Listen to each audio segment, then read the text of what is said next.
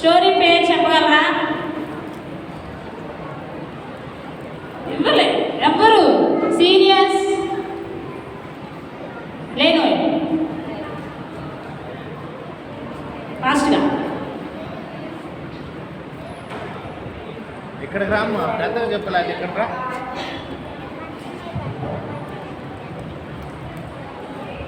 నీటిలో మార్గం. నీటిలో మార్గం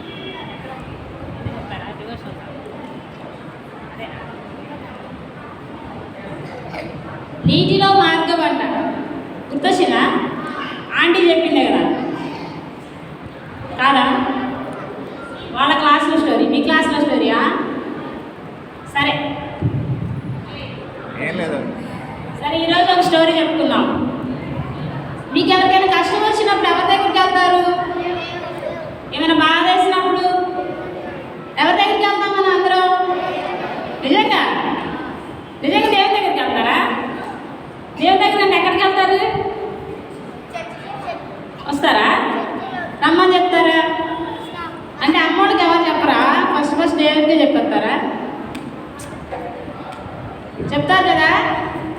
సరే, మంచిగా ఆన్సర్ చేశారు దేవుడి దగ్గర. కానీ ఓకే, ఇప్పుడు అలానే బైబిల్లో కూడా చిన్న స్టోరీ ఉంది. నిన్న పేతురు గారి గురించి చెప్పారు కదా సర్లాంటి. ఏం చెప్పారు పేతురు గారి గురించి? వాళ్ళు సముద్రం మధ్యలో వెళ్తున్నప్పుడు అలలు వస్తాయి, గాలి తుఫాన్లు వస్తూ ఉంటాయి. వాళ్ళు భయపడ్డారు. బాగా భయపడినప్పుడు అలల మధ్యలో ఎవరు నడుచుకుంటూ వస్తారు? వాళ్ళు దేవుణ్ణి, ఎవరు మనల్ని కాపాడతారని వాళ్ళు అనుకుంటారు. దేవుడైనా మనల్ని కాపాడటం లేదు అని భయపడతా ఉంటారు కదా. అప్పుడు వాళ్ళు దేవుడిని తలుచుకోగానే సముద్రం మధ్యలో నుంచి దేవుడు నడుచుకుంటూ వస్తాడు కదా. అప్పుడు వాళ్ళు చూసి భయపడతారు బాగా. వాళ్ళు ఎవరో ఈయన ఎవరో అని భయపడిపోతారు. వాళ్ళకి విశ్వాసం లేదు. మనం దేవుడిని పిలిచాం కదా, దేవుడే వచ్చాడని వాళ్ళు ఆ విశ్వాసంతో చూడలేదు. వాళ్ళు భయంతోనే చూశారు. ఎవరో ఈ మనుషుడు వస్తున్నాడు మా దగ్గరికి అని చెప్పి భయపడ్డారు. కానీ మనం దేవుని కోరుకున్నాము, దేవుని ప్రార్థించాము, దేవుడు మనకు సహాయం చేయడానికి దేవుడు వస్తున్నాడు అని అనుకోలేదు. కానీ అప్పుడు దేవుడు ఏమన్నారు?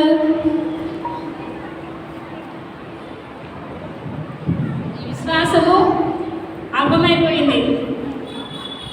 మనం దేవుని పిలిచాం కాబట్టి దేవుడు వచ్చి వాళ్ళకి సహాయం చేశాడు. గాలి ఆగిపోమని తుఫాను ఆయన మాట సెలవివ్వగా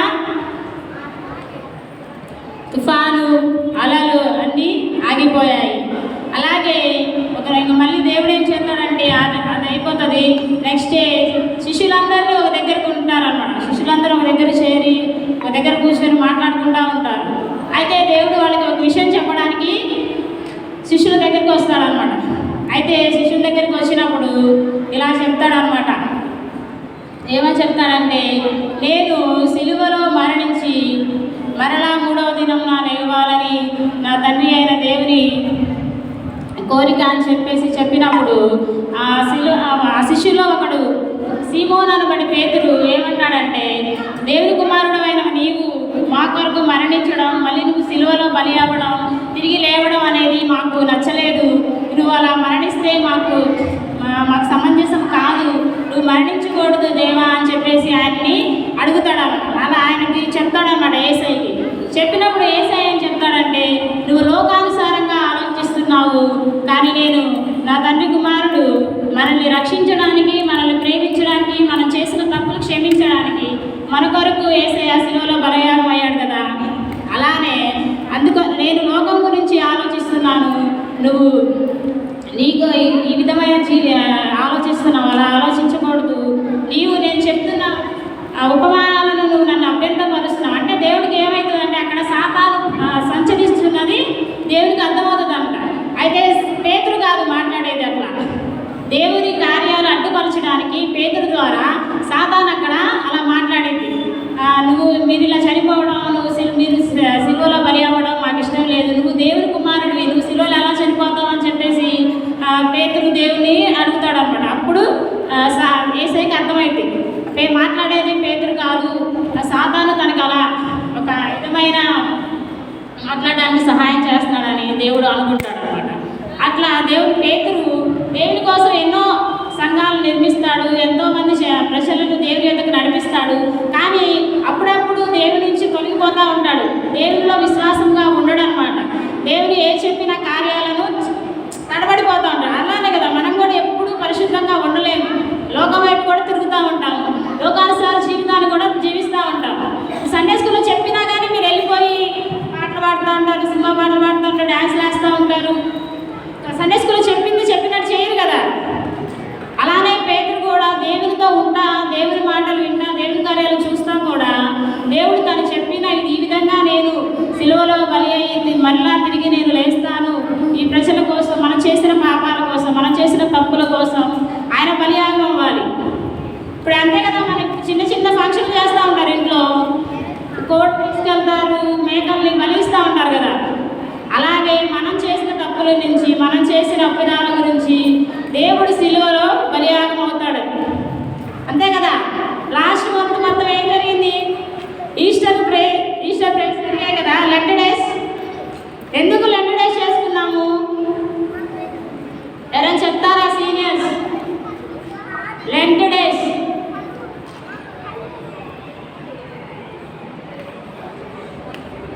సరే, దేవుని గురించి, దేవుడు మన గురించి సిలువలో బలియాగాడు. అలానే వాళ్ళు ఆ విధంగా దేవుడు మన కోసం చూస్తుంటే పేతురు అట్లా మాట్లాడతాడు అనమాట. నువ్వు అలా చేయడం మాకు బాగలేదు, మాకు మీరు బలి అవ్వడం, మా కోసం మీరు బలి అవ్వడం ఇది మంచిది కాదు, మాకు నచ్చలేదని చెప్తాడు. ఆయన ఎన్నో కార్యాలు చూసి కూడా దేవుని పట్ల అలా విశ్వాసం లేకుండా ఉంటాడు. కానీ మనం దేవునికి విశ్వాసం కలిగి ఉండాలి, దేవుని యందు భయభక్తులు కలిగి ఉండాలి, దేవుని మార్గాల్లో మనం నడవాలి. ఓకేనా? అలానే ఉంటారా? సిబిసి అయ్యేంత వరకు, సిబిసి తర్వాత కూడా తీసుకొస్తారా రేపు నుంచి ఎవరైనా పిల్లల్ని? మీ పక్క పిల్లలకి చెప్తారా మాకు సిబిసి జరుగుతుందని? ఓకేనా? ఎవరి వల్లే ఉండాలి మనం?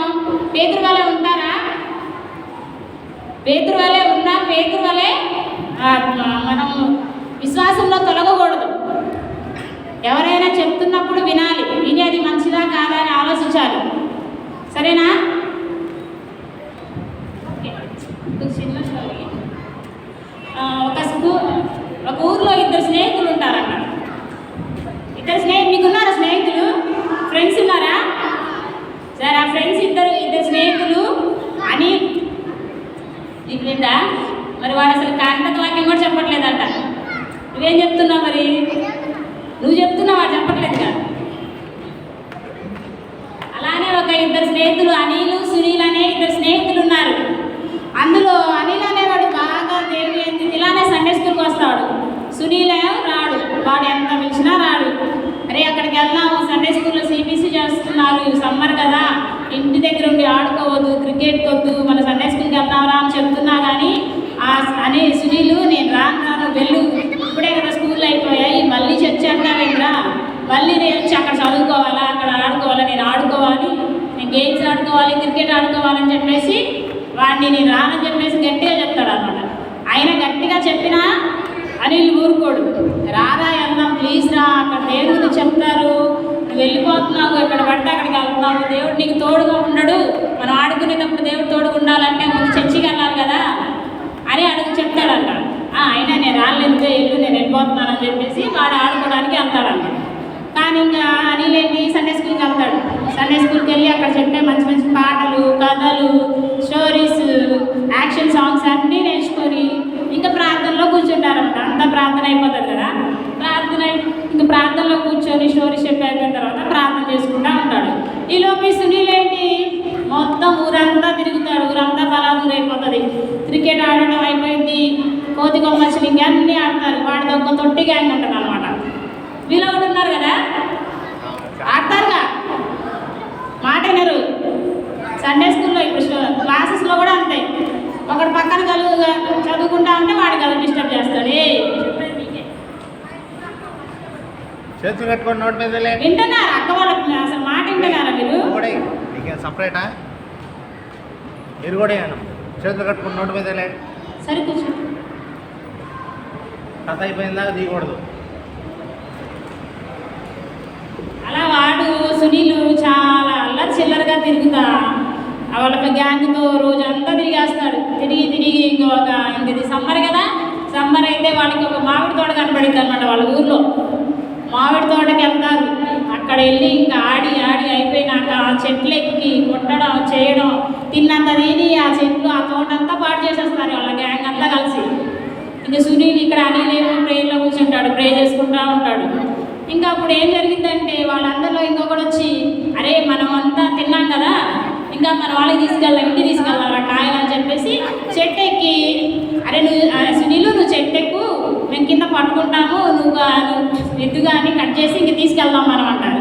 అరే నేనా అంటాడు. ఏం కాదురా నువ్వు ఎక్కుతావురా అని చెప్పేసి వాడిని బాగా బూస్టప్ చేస్తారనమాట. ఉంటారు కదా మీరు కూడా, వాడే చేస్తాడు, నువ్వు చేయకుండా వాడిని జడగొట్టడానికి. అట్లా వాడిని బాగా బూస్టప్ చేస్తే వాడికి చెట్టు ఎక్కుతాడు పొందిపోయి, అబ్బో నేనే చేయాలనుకుంటా, వీళ్ళు ఎవరు చేయలేరు, నేనే చేస్తా ఇదంతా అని చెప్పేసి వాడు చెట్టు ఎక్కేసి ఇంకా అరే చెట్టు ఎక్కితే అక్కడ తోటమాలు ఉంటాడుగా, తోటమాలు ఉంటాడా, అక్కడ కాపలా కూర్చొని ఉంటారు కదా, వాళ్ళు ఎవరైనా వస్తారేమో అని చూడమని చెప్పేసి వాళ్ళ ఫ్రెండ్లో ఒకరిని అక్కడ నుంచో పెడతారు. వీళ్ళందరూ ఏమో చెట్టు ఎక్కి మామిడికాయలు వస్తారు, ఆ తోటంతా పాడు చేసేస్తారు. ఆయనకి ఒక పెద్ద శబ్దం వినపడుతుంది, ఇంకా కాయలు పడుతున్నట్టు. ఇంకా అక్కడ నుంచి వస్తాడు తోటమాలు పరిగెత్తుకుంటా, ఎవరు పడ్డారో ఇంకా వాళ్ళ కర్ర తీసుకొని వాళ్ళు ఎంట పడతాడు అనమాట. ఇంకా వాళ్ళు లబోదిబో అని పరిగెత్తుతారు. ఇంకా మొత్తం పరిగెత్తుతుంటే అక్కడ తోట మధ్యలో చివర ఒక పెద్ద పాము పుట్టు ఉంటుంది. పాము ఏం చేస్తూ ఉంటుంది, పాము బాగా తిరిగి వచ్చి ఇంకా పుట్టలో పడుకునేది. చూసారా పాము పుట్ట? పాము మంచిదా? ఉందా మన బైబిల్లో? పాము మంచిదా చెడ్డదా? చెడ్డది కదా, సాతాను కదా పాము. అనిల్ ఎక్కడున్నాడు?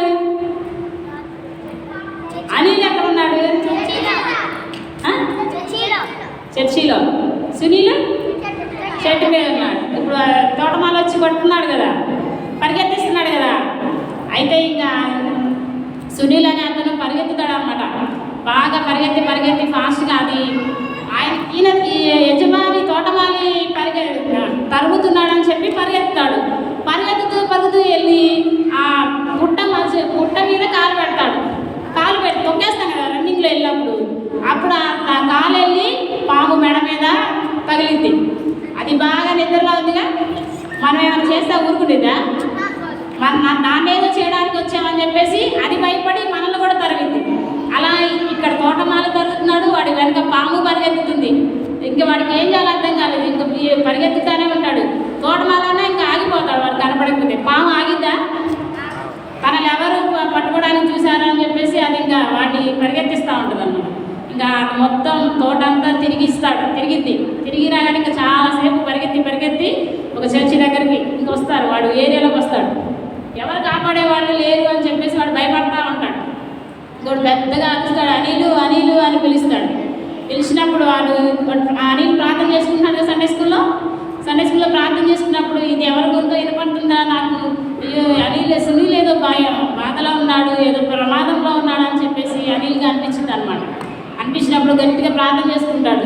ఈసారి నాకు సహాయం చేయదండి, నా స్నేహితుడు ప్రమాదంలో ఉన్నాడు, నీవే కృప చూపించని చెప్పేసి ప్రార్థన చేస్తారు. మీరు కూడా చేస్తారు కదా, ఏదైనా ఆపద వచ్చినప్పుడు ప్రార్థన చేస్తారా? ఇంకొకళ్ళ గురించి ప్రార్థన చేస్తున్నారా? ఇంట్లో వాళ్ళ గురించి ప్రార్థన చేస్తున్నారా?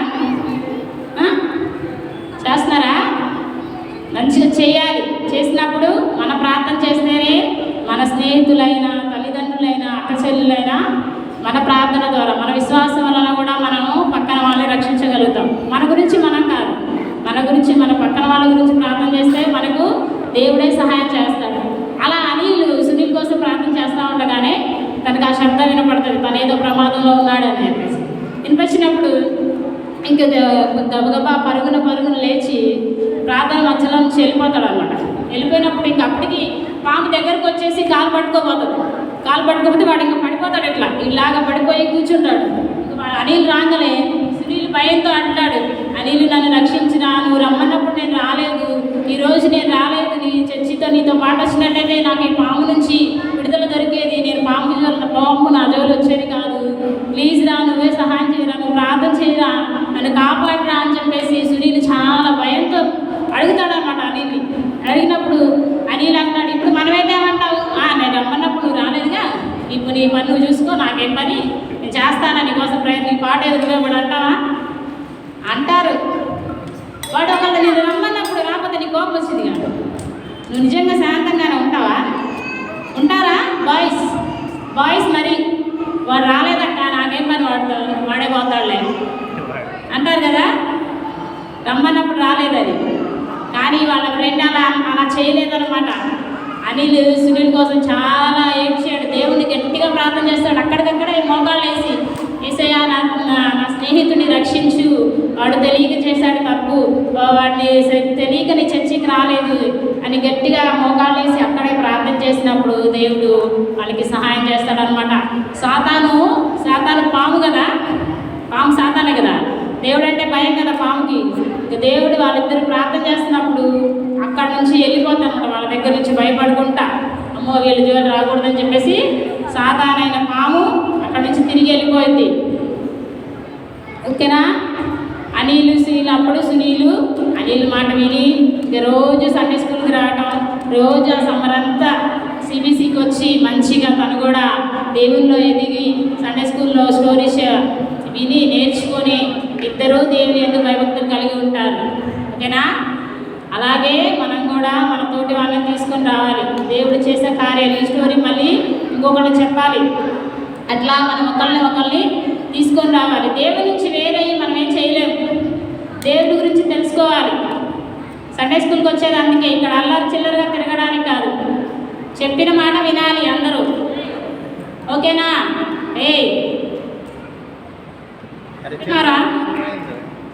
అర్థమైందా? మన ఫ్రెండ్స్ కోసం మనం ప్రే చేద్దామా? మన ఇంట్లో వాళ్ళ కోసం. అనిల్లా ఉంటారా సునీల్లా ఉంటారా? అనిలే కదా దేవుని ఎందుకు భయభక్తులు కలిగి ఉంది. సునీల్ తర్వాత మారాడు. ఎవరి ద్వారా మారాడు? అనిల్ ద్వారా మారాడు. ఎవరి నిజం దేవుడు అని తెలుసుకున్నాడు కదా, ఆటలు ఇవన్నీ వదిలేశాడు. మనం కూడా అలానే ఉన్నాం. చర్చికి వచ్చినప్పుడు చర్చిలోనే చర్చి పాటలు ఇవే నేర్చుకోవాలి, కానీ ఇతర ఇవి చేయకూడదు. ఓకేనా? దేవుని అందుకు పేతురు ఎలా ఉన్నాడు? పేతురు విశ్వాసం కలిగి ఉన్నాడా? విశ్వాసం కలిగి లేడు. విశ్వాసంలో తొట్టిల్లుతున్నాడు, అమాయకంగా అటు ఇటు ఉన్నాడు. దేవుని కార్యాలు తెలిసి చూసి కూడా ఆయన దేవుని మీద మధ్యలో ఉన్నాడు. ఎలా ఉండాలి? చల్లగా ఉండాలి, నిలువెచ్చగా ఉండాలి. చల్లగానైనా నిలువెచ్చగానైనా ఉండాలి. నిలువెచ్చగా ఉండకూడదు. ఉండాలి, వెచ్చగానే ఉండాలి, నిలువెచ్చగా ఉండకూడదు. ఓకేనా? Thank you.